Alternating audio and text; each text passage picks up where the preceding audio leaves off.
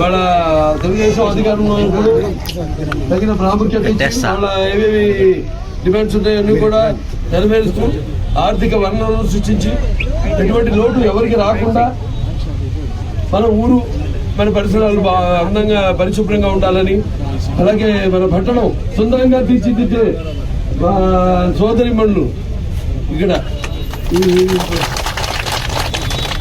ఇప్పుడు మనం చూస్తున్నాం. డిపార్ట్మెంట్ లో కూడా మనకి ఇంజనీరింగ్ డిపార్ట్మెంట్ అవుట్ సోర్సింగ్ మనకి 130 మంది ఉన్నారు. అలాగే పారిశ్రామిక మహిళ ఉద్యోగస్తులేమో సుమారుగా 280 మంది, అంటే మొత్తం కలిపి 410 మంది. మొత్తం రాష్ట్ర వ్యాప్తంగా మనకి 22,000 మంది ఉన్నారు. ఇవాళ వాళ్ళు మరి వాళ్ళ వేతనాలు పెంచాలని కనీసం అవసరాలు తీర్చుకోవడానికి ధరలు పెరిగిపోతున్నాయి. ఇదేమో బాధుడు ప్రభుత్వం, అసలు ఇదేం కర్మ అని ఇవాళ అందరూ పశ్చాత్తాపడుతున్నారు. ఇలాంటి ప్రభుత్వాన్ని ఎందుకు ఎన్నుకున్నారు అని.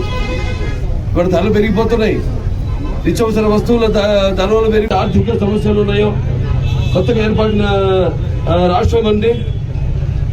అటువంటిది మరి వాళ్ళు ధర్నాలు చేస్తుంటే ఇన్ని రోజులుగా 4 రోజులుగా సుమారుగా వాళ్ళు ధర్నా చేస్తుంటే అసలు వాళ్ళ గురించి పట్టించుకొని ప్రభుత్వం మనం ఉండడం అనేది మనం చూస్తుంటే మన దురదృష్టకరం, ఎంతో బాధాకరం. అది మనం ప్రజలు మరి వాళ్ళు ఇచ్చిన ఓటుకి ప్రతిఫలం ఏంటో వాళ్ళ ప్రతిఫలాలు అనుభవిస్తున్నారు అన్ని వర్గాల వాళ్ళు.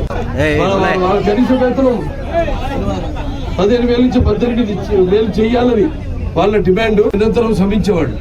అటువంటిది ఇచ్చిన హామీ పెంచుతాము రాగానే ఏదో ఉత్త వాగ్దానాలు చేసి అధికారంలోకి వచ్చి ఇవాళేమో పూర్తిగా వాళ్ళని నిర్లక్ష్యం చేసేసి ఇలా రోడ్ల పాలు చేసి వాళ్ళ విచక్షణంగా అసలు ఎటువంటి పైశాచిక ప్రభుత్వం అంటే అసలు మహిళలు కూడా చూడకుండా ఇలా వాళ్ళ మీద దౌర్జన్యం చేయడం నేను ఖండిస్తున్నాను. మేము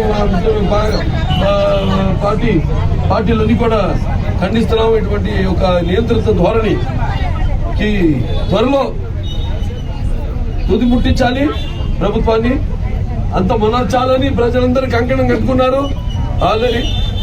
రేపు ఎన్నికల్లో ఏంటో చూపిస్తాము.